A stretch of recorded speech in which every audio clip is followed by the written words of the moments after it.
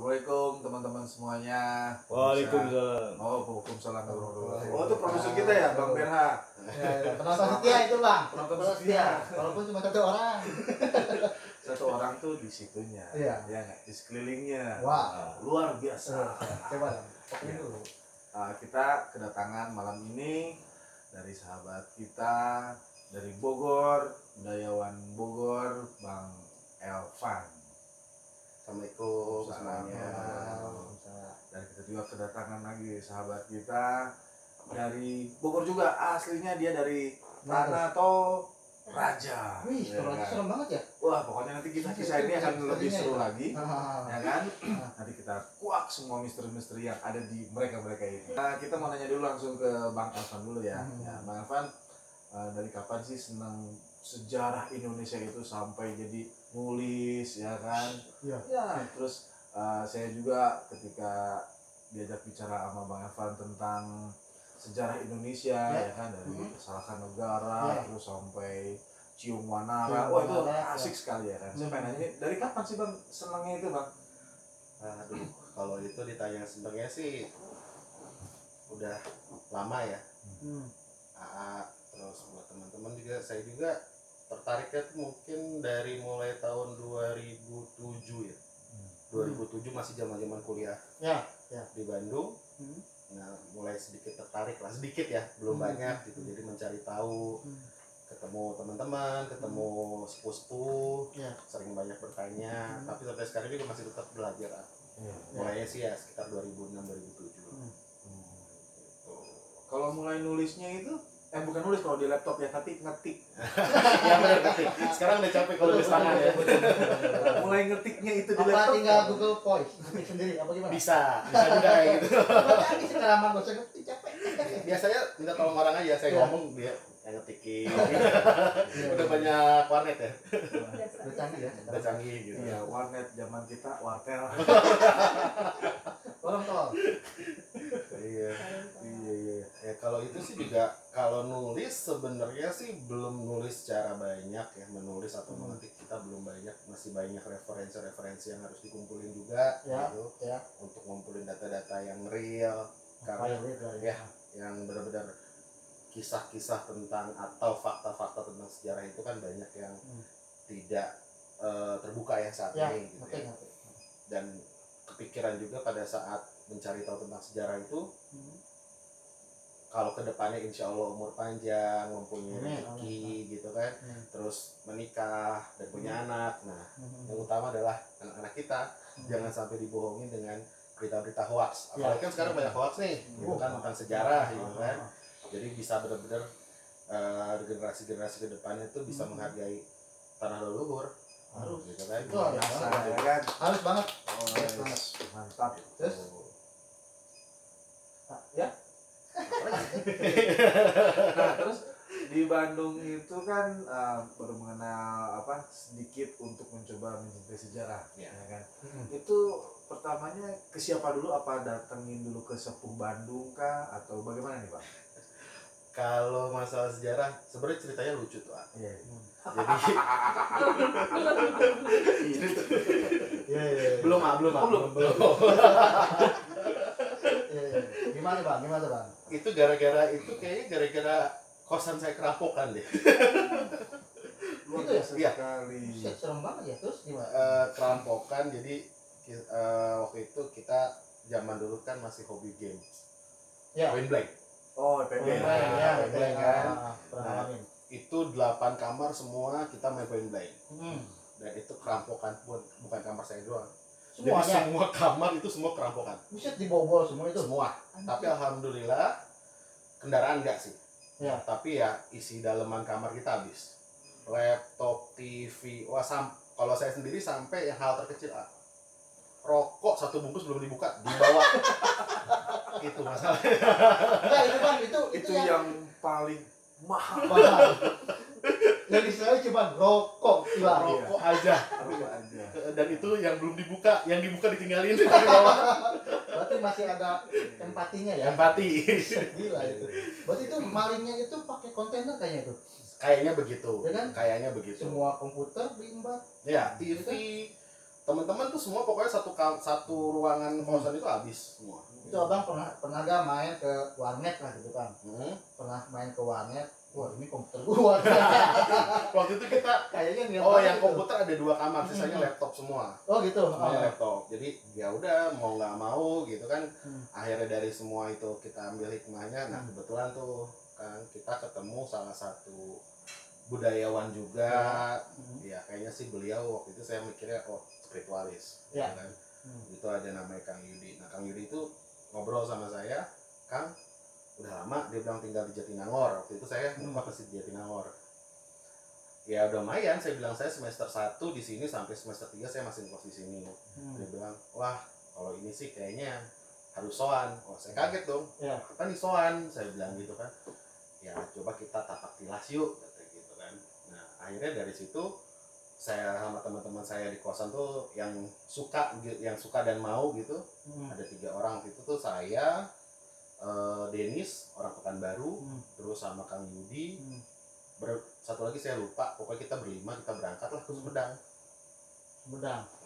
Ke Sumedang untuk tapak tilas, kita ziarah ke makam sepuh-sepuh di Sumedang gitu. Itu Sundanis kah atau yang menyebarkan agama Islam gitu, atau cuma yang nenek moyang kita dulu lah gitu, yang Sunda itu gitu? Ya kalau saya bilang mungkin kalau saat ini saya bisa bilang ya mungkin mereka pun wali Allah ya. Gitu dari kerajaan Islam ataupun memang walaupun masih kalau di Sunda kan ada wiwitan ya kan, di Jawa ada Jawen kayak gitu. Ya mungkin masih termasuk itulah gitu kan. Akhirnya kita berangkat kalau nggak salah itu malam Jumat. Kita berangkat ke Sumedang, lebih tepatnya daerah Desa Cipaku. Desa Cipaku di Sumedang. Sumedang yang sekarang udah dibendung.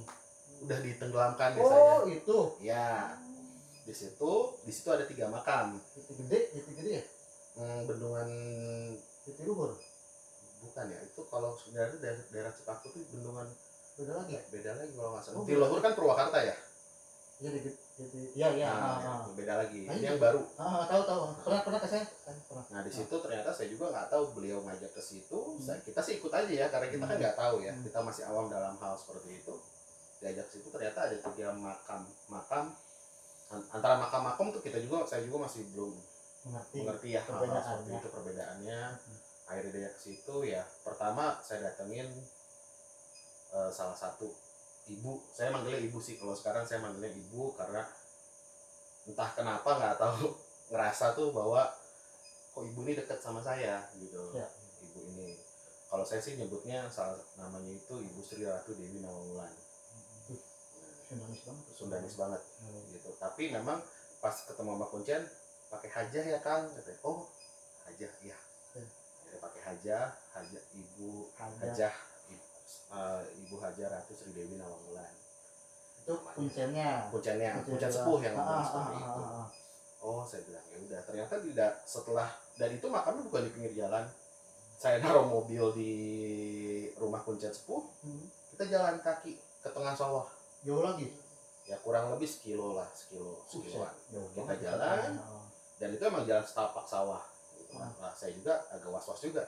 Waduh, ke tempat ini baru sekali nih gitu kan. Ya tapi alhamdulillahnya senang gitu, senang. Takut Pasti ada. Pasti ada. Nggak mungkin nggak masalahnya.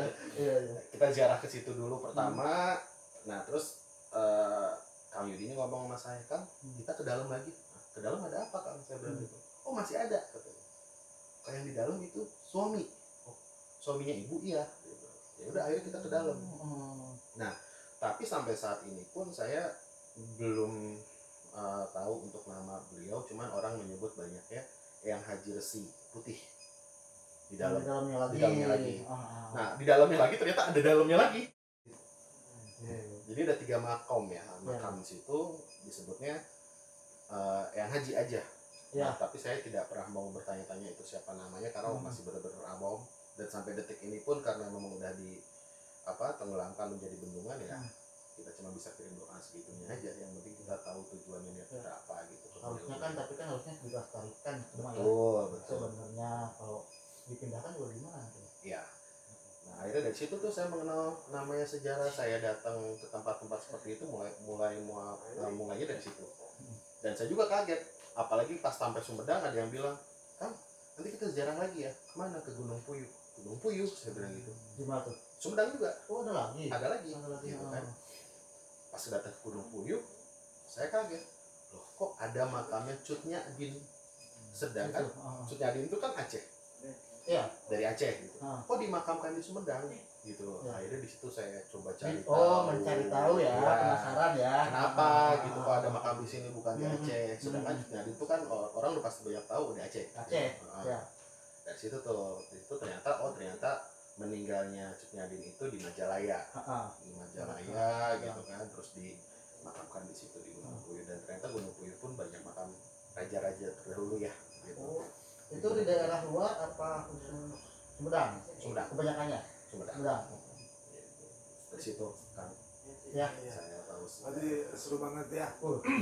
Berarti trigger awalnya itu Bang Elvan itu ketika perjalanan ke Sumedang, ya kan, terus di sama temennya ditunjuki tempat ziarah-ziarahnya, ketemu dengan yang wali Allah, begitu, terus ketemu lagi makam, ternyata kok ada Cut Nyadin.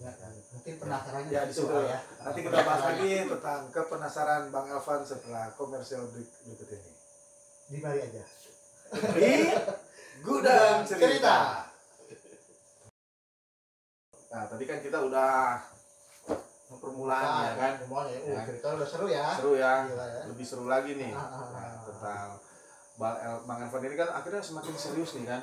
Mendalami ya. Mendalami ya kan.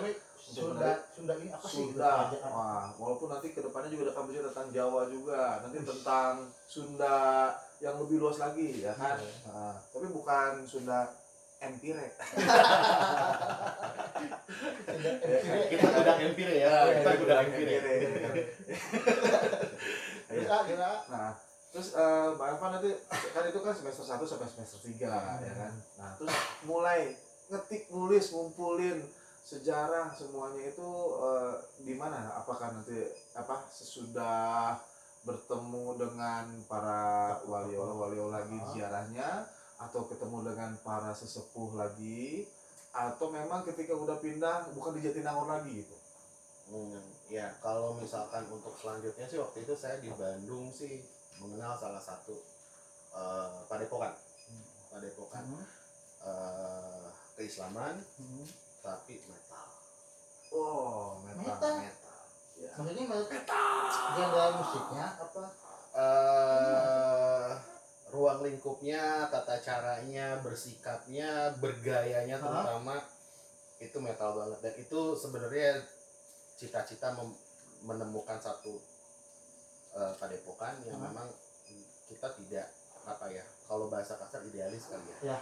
Idealis yang dia mau terbuka untuk apapun itu kita bercerita gitu kan, dan tidak lepas dari tetap kita bercerita dengan santainya, dengan terbuka ya, tapi dia mengajari saya dulu, kita disebutnya adalah UNKA. UNKA itu apa? Universitas Kehidupan. Mantap. Jadi ya saya mengenal guru besarnya di situ. Di situ saya nyebutnya Kang Yama. Saya mendapat ilmu tentang Islam, tentang sejarah, tentang apapun itu pertama kali dari beliau. Gitu. Dan ketemu bapaknya juga, itu laki sepuh namanya Abah Arsani. Dari situ pun saya belajar lebih mendalami kehebatan kesaktian Al-Quran. Gitu. Maksudnya dalam arti kok bisa ya gitu loh, yang dulu tuh kalau disuruh pesantren tuh kayaknya males banget, udah pasti pesantren apapun kabur. Gitu. Caranya tuh gimana gitu ya? Pesantren gitu ya. Gitu. Dan saya pas datang ke tempat padepokan pun, jangankan saya, orang tua saya pun kaget, loh kok ini padepokan apa tempat para narkoba gitu kan? Karena dandanannya yang satu model dulu tuh masih zaman band Jiro, ya kan, yang rambutnya Jiro, kutek hitam semua. Tapi pas datang ke situ, pas ngelihat di situ, dalam banget ya. Gitu. Saktinya apa? Loh, mereka bisa hafal Al-Quran loh, mereka bisa jadi imam loh, mereka bisa terapi, mereka bisa ya hal-hal yang menurut saya di luaran itu. Ngeliat orang seperti itu kan biasanya kita udah netting ya, dulu lah, tatoan gitu, ternyata enggak. Dan itu semua diajarin dengan keterbukaan, berkah lah. Waktu itu saya mengenal di situ. Nah dari situ saya mulai sedikit mencari tahu lagi tentang sejarah kayak gitu kan, apa aja tentang, tapi lebih besarnya kalau di situ keagamaan gitu, untuk bisa kunci diri harus seperti apa kayak gitu. Walaupun sampai detik ini pun masih bandel kok saya. Malu masih muda. Sama. Kalau dia insaf nggak rame.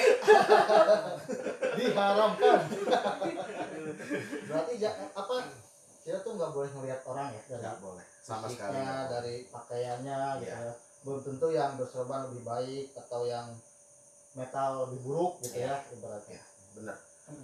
Gitu. Jadi memang kita benar-benar harus tahu dalaman orang seperti apa. Dan arti tidak bisa melihat dari cover ya. Seperti itu sih. Gitu. Ya mulai perjalanan itu semua ya alhamdulillah berkah, banyak lagi ketemu sama para sepuh yang menceritakan tentang Sunda, tentang Jawa, tentang Kalimantan, ya sejarah-sejarah tentang Indonesia lah gitu.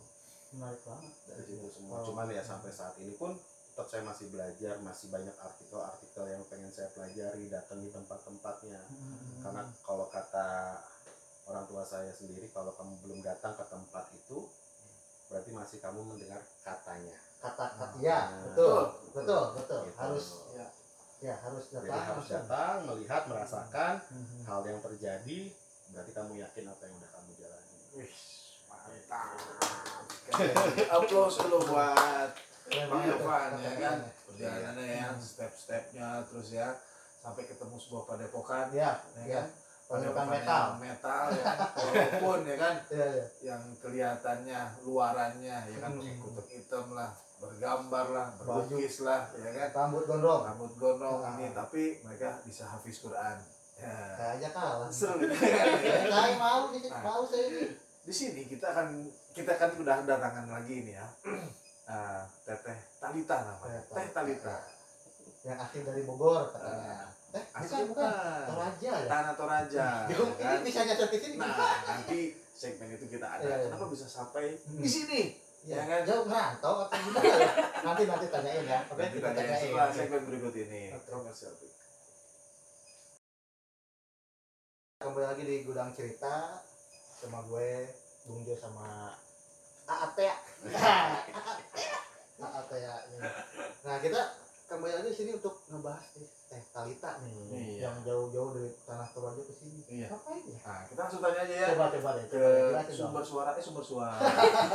Sumber kehidupan. Sumber makanan. Oh, iya. Onde.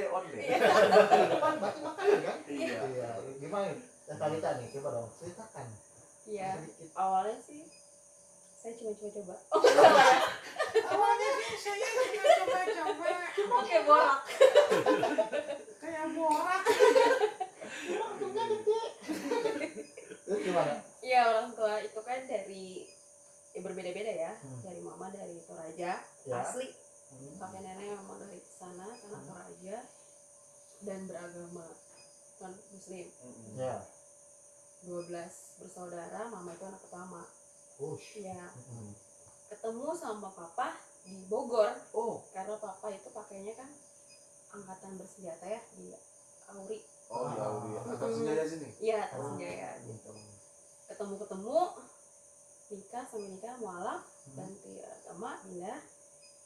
Ya udah punya anak 3, terus saya anak ketiga. Jadinya tinggal di Bogor. Gitu, karena ikutin bapak kan. Nggak mau ya. Ikutin bapak, tapi tetap punya oma masih di Toraja. Malah kadang tuh kalau mudik bukan lebaran. Natal. Iya, karena banyak. Iya, karena adik-adiknya mama itu kan semua non muslim kan. Jadi kalau mudik lebaran sepi. Iya, nggak ada. Iya. Mudik Natal. Natalan rame. Kumpul keluarga. Silaturahminya pas banget. Iya betul, toleransi beragama di keluarga aku tuh benar-benar kuat banget. Harus gitu. Dan nggak ada yang ngejudge sama sekali gitu. Misalnya nenek tahu kita agama muslim dan tidak menjudge apa-apa, walaupun hoax kan di luar sana kenceng banget ya tentang agama muslim gitu. Apa bisnis yang paling bagus itu menggoreng iya, agama gitu. Betul. Iya, tapi tetap aja maksudnya itu kan keyakinan, walaupun beda keyakinan tetap aja kita sama. Iya, harus menghargai. Ya itu sih yang salut Makanya tapi tetap aja kita di Bogor. Nyaman ya, Nyaman. udah nyaman ya sama di Toraja sama Iya. keluarga. Ya di Toraja juga kan punya oma. Hmm. Waktu itu meninggal. Ya ada tuh namanya Rambu Solo, adat-adat kayak gitu. Itu masih ngerasain sih.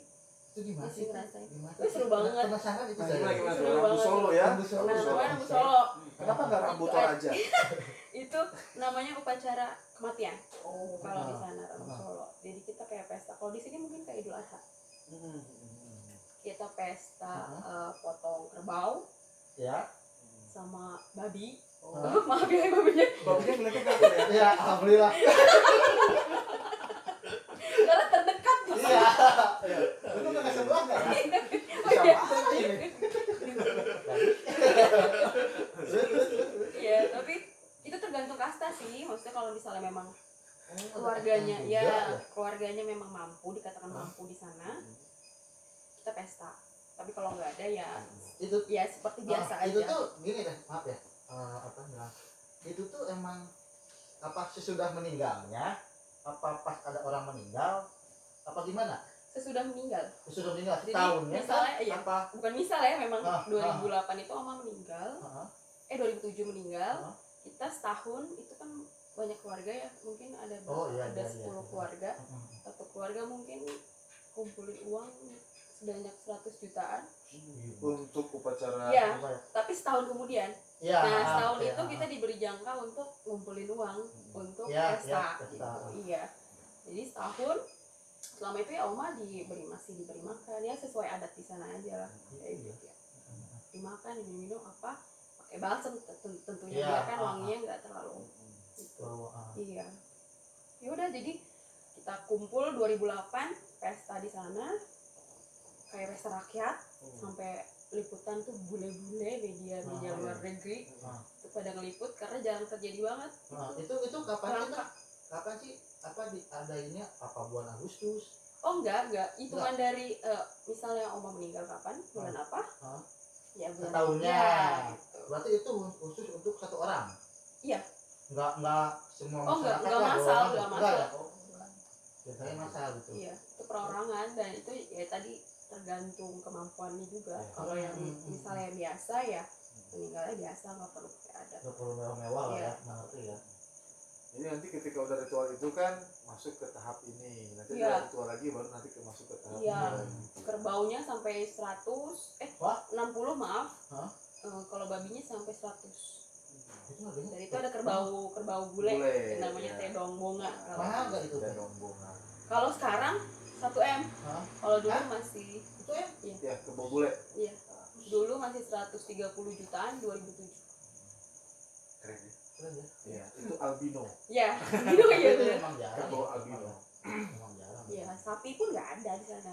Ayam pun jarang. Jarang ya. Pokoknya mah babi sama kerbau lah. Iya.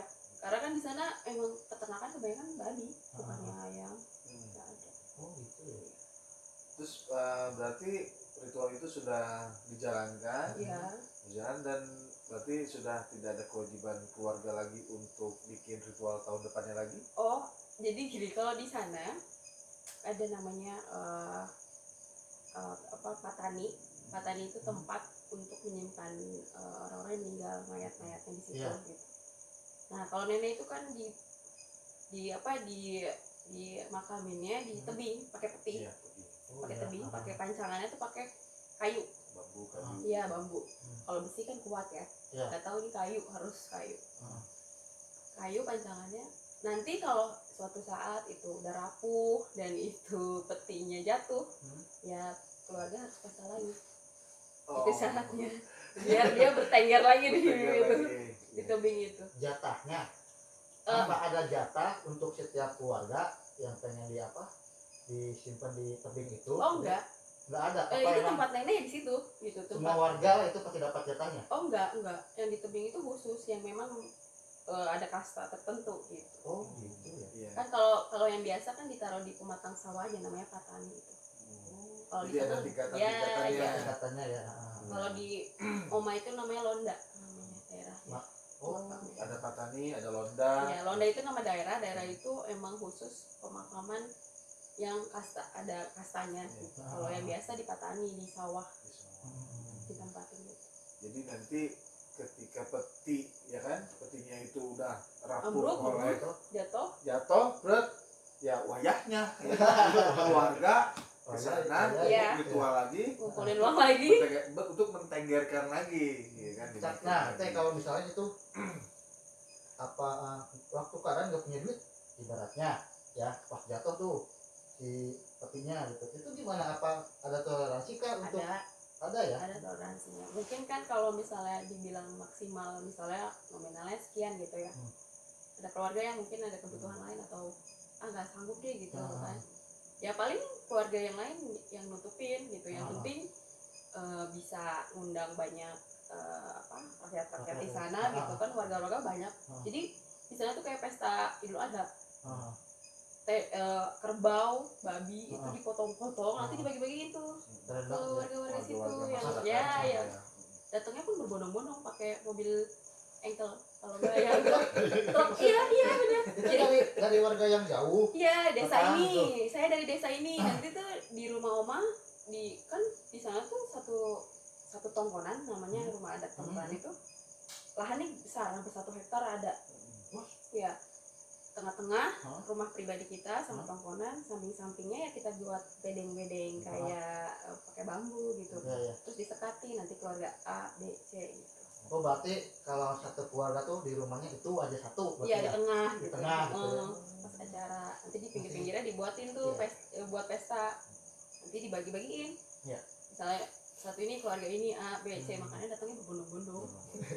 Iya, itu seru banget ya, makanya kita harus bangga banget sama kebudayaan Indonesia. Beragam banget ya kan, banyak. Salah satunya ya Tanah Toraja itu kan, dengan ritualnya harus ya. tetap dijaga ya itu terus ya. sampai bule-bule juga Bule-bule datang datang. semua saking penasarannya ya kan. Betul. Keren Tanah Toraja. Nah itu kan tentang upacara kematian. Ya. Itu kalau misalnya pernikahan teh, misalnya suatu saat nanti teteh menikah, apakah seperti itu juga kah atau bagaimana? Kalau pernikahan itu tergantung dari keluarganya. Misalnya si cewek ini dari Tanah Toraja. Biasanya keluarganya memang mencari orang Toraja lagi. Umumnya. Karena satu seagama, kedua memang satu adat, gitu. Tiga ya keluarganya biasanya kenal satu sama lain, gitu. Karena kan itu Toraja tuh kecil lah kalau dibanding Bogor mah besaran Bogor kayaknya. Ruang lingkupnya masih desa-desa, jadi kenal gitu satu sama lain. Biasanya begitu. Tapi pesta adatnya apakah lebih meriah kan? Dan lebih meriah sih, sama aja. Meriah. Harus ada kayak kebobule juga? Oh enggak ya. Karena kalau misalnya kita kan karena satu adat ya. Kalau teman kita yang goreng adat gimana? Susah mencari yang cewek yang goreng adat juga. Kalau goreng adat itu nggak bisa dijual. Goreng adat nggak bisa dijual. Apa jadi korbannya gitu nih? Oke. Dari albino ini. Dibule-bulein ya. Korban sekarang ya. Iya, kalau nikahan biasa ya sama aja sih, cuman pasti ada adat kayak apa tuh perempuan-perempuan yang penari khusus Toraja gitu kan. Iya. Itu banyak bule gak sih suka kalau yang nikahan gitu? Enggak sih, jarang, karena itu pribadi kan ya. Karena dia bingung ngasih undangannya. Iya. Namanya siapa? Karena kan siapa tuh Michael Belanda datang. Ada bule yang nggak sengaja. Kecuali ya kalau di mana sekolah di sono lah, di sana gitu. Iya, setahu aku si bule itu biasanya menetap memang untuk khusus liputan Tanah Toraja. Jadi pernikahan misalnya kayak ketua adat mungkin ada di daerah sana. Kalau aku kan mungkin udah kemakan modernisasi ya, jadi nggak tahu kalau pernikahan di Toraja tuh kayak gimana gitu, nggak kebayang. Tapi kalau yang ketua adat atau yang daerah sana menikah anak-anaknya ya pasti ada bule-bulenya, karena kan ada ritual-ritual tertentu gitu. Iya. Sampai ada mayat berjalan gitu kan. Menarik sekali ya, gue pengen kesana nih kapan-kapan. Bagus. Bagus luar biasa. Siap jadi mayat berjalan? Siap. Terus aku jangan dulu ya kan masih jadi host. Nanti dia nggak ada yang nemenin. Iya, dia nggak nemenin ya. Kasihan dong dia. Nah, ngomong-ngomong tentang mayat berjalan ini, ya kan, Teh Talita ini dari kecil dia punya kelebihan. Ngeri, kelebihan berat badan. Itu bukan saya ngomong. Tidak dari kecil itu Betalita dia punya indera ke-6,5. Wih, Lebih tinggi dari 6. Gimana tuh Jua? Tawar. ini punya si Indra apa siapa? Enggak Iya, tahu itu punya indra bekti. Iya kan? Nah, dari keturunan siapa dan bagaimana pengalamannya langsung aja kita tanyain setelah komersial break berikut ini.